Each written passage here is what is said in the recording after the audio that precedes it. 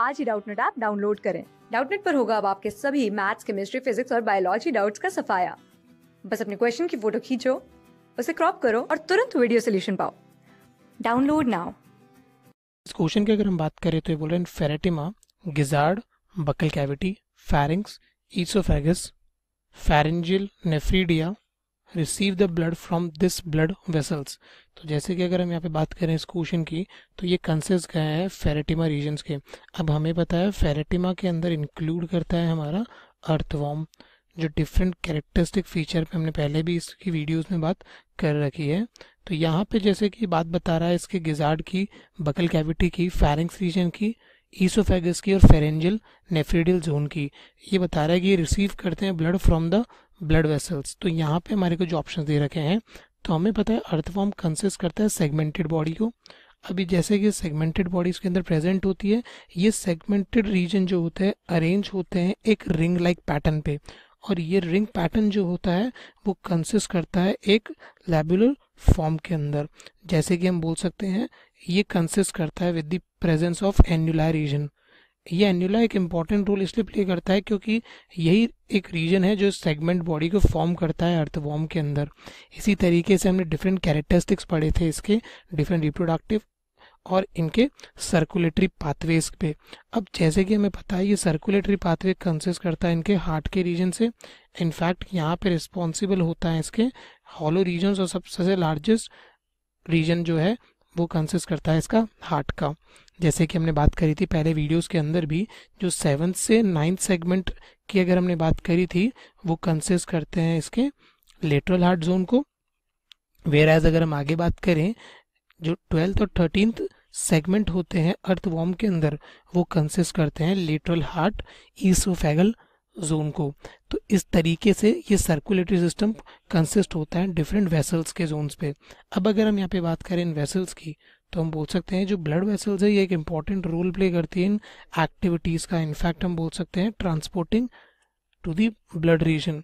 अब जैसे कि ये ब्लड वेसल्स जो होते हैं इंक्लूड करते हैं डिफरेंट जोन्स पे, क्योंकि जो यहाँ पे बात हो रही है इस एक्टिविटी की जो है गिजार्ड की, बकल कैविटी की और फेरेंजियल नेफ्रीडिया की। तो देखो हमें पता है gizzard, buccal cavity, oesophagus zone consist करते हैं डिफरेंट सेगमेंट्स के अंदर, और ये सेगमेंट जो होते हैं अकॉर्डिंग टू देयर बॉडी और according to their parts arranged होते हैं डिफरेंट फॉर्मेशंस के थ्रू। इसी तरीके से यहाँ पे बात हुई है फेरेंजियल नेफ्रीडिया की, तो हमें पता है ये काम करता है इसके एक्सक्रीटरी रीजन्स का। तो इस तरीके से हम देखें तो यहाँ पे इंपॉर्टेंट रोल प्ले कर रहा है इसके ब्लड वेसल्स का, क्योंकि इनके थ्रू ही ये सब आगे कंसिस्ट होता है। तो देखो जैसे कि अगर हम पहले वाले की यहाँ पे बात करें तो ये बोल रहा है सुप्रा ईसोफेजियल रीजन। देखो सुप्रा ईसोफेजियल रीजन की यहाँ पे बात करें हम तो हम बोलेंगे ये कंसिस्ट करता है from this segment 12th and हम बोल सकते हैं 13th सेगमेंट की रेंज में। अब अगर इस सेगमेंट में हम बात करें इस अर्थवॉर्म के अंदर तो ये कंसिस्ट करता है इसका लेटरल ईसोफेगल हार्ट जोन। अब यहाँ पे इस लेटरल ईसोफेगल की अगर हम बात करें तो ये कंसिस्ट करता है एक इम्पॉर्टेंट रोल, और हम बोल सकते हैं ये होगी इसकी पंपिंग एक्टिविटीज़ के थ्रू जो कंसिस्ट करेगा। तो हम बोलेंगे यहाँ पे ये ब्लड वेसल्स का कोई रोल नहीं है क्योंकि ये एक हार्ट रीजन शो कर रहा है। इसके बाद अगर हम बात करें लेटरल ईसोफेगल जोन की तो हम बोलेंगे ये कंसिस्ट करता है एज अ मीडियन पॉइंट को, और एक तरीके से हम बोलेंगे ये रिसीविंग का काम करता है हार्ट जोन के अंदर। ऐसे ही बोल सकते हैं हम डॉर्सल ब्लड। तो देखो यहाँ पे जो सी ऑप्शन बता रहा है ये एक इम्पॉर्टेंट रोल प्ले करता है, क्योंकि अगर हम बात करें इस अर्थवॉर्म के अंदर डॉर्सल ब्लड जोन्स की, तो जैसे कि हमने देखा था उसके डायग्राम के थ्रू, तो हमें पता है जो लॉन्गिट्यूडनल ब्लड वेसल्स होती है वो इंक्लूड करती है डिफरेंट जोन की वेसल्स को, और यहीं पे ये इंक्लूड करता है इसके डॉर्सल वेसल रीजन्स की। अब अगर हम बात करें डॉर्सल वेसल्स की अर्थवॉर्म के अंदर जो प्रेजेंट होती है ये एक इम्पॉर्टेंट रोल प्ले करते हैं, क्योंकि अर्थवॉर्म के अंदर ये कंसिस्ट करती है लार्जेस्ट वेसल के जोन्स को, क्योंकि डिफरेंट एक्टिविटीज परफॉर्म करती है जो एक्सटेंड होती है from the mid dorsal line से लेकर अबव द गट रीजन तक। तो एक तरीके से हम बोल सकते हैं गट की एंडिंग के रीजन तक जो वेसल प्रेजेंट होती है वो डॉर्सल वेसल होती है। इसके बाद अगर हम आगे बात करें ये वेसल जो है मस्कुलर रीजन पे काम करती है। इनफैक्ट हम बोल सकते हैं ये वल्वुलर और कॉन्टेक्टाइल नेचर शो करती है। इसके बाद अगर हम बात करें तो हम बोल सकते हैं ये एक्टिविटीज जो होती है डिफरेंट रोल परफॉर्म, जैसे कि ये एक्टिविटीज यहाँ शो कर रहा है वल्वुलर नेचर और मस्कुलर नेचर। इनफैक्ट हम बोलेंगे ये नेचर जो होता है इसके कॉन्टेक्टाइल एक्टिविटी शो करता है।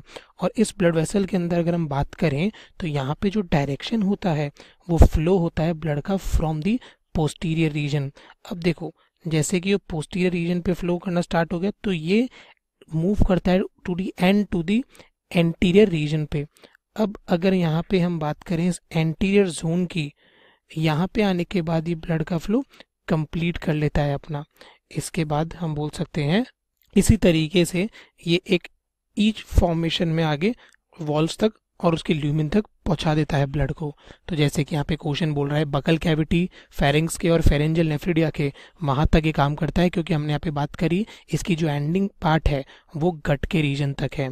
इनफैक्ट हम बोल सकते हैं ये एक लॉन्गेस्ट रीजन है ही, क्योंकि ये गट के रीजन पे पहुंचने से पहले स्टार्ट होती है from the mid dorsal region तक, जहाँ पे हमारे इंक्लूड करते हैं डिफरेंट पार्ट्स को।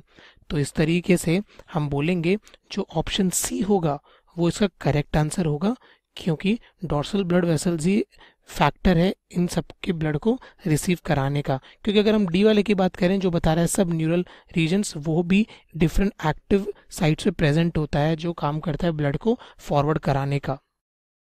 क्लास 6 से 12 से लेके नीट, IIT, जेईई मेंस और एडवांस के लेवल तक 10 मिलियन से ज्यादा स्टूडेंट्स का भरोसा।